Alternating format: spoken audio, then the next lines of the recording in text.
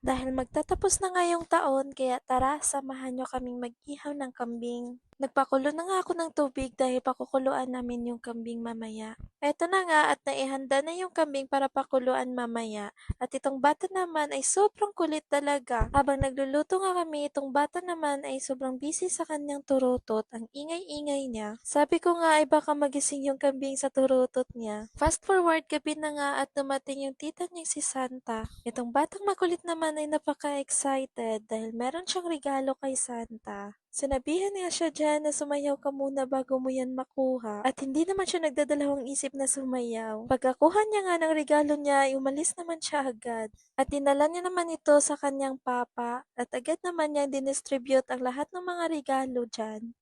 Grabe nga at siya talaga yung nagbibida dito. After nga mag-distribute ng mga regalo ay binuksan na naman ito agad.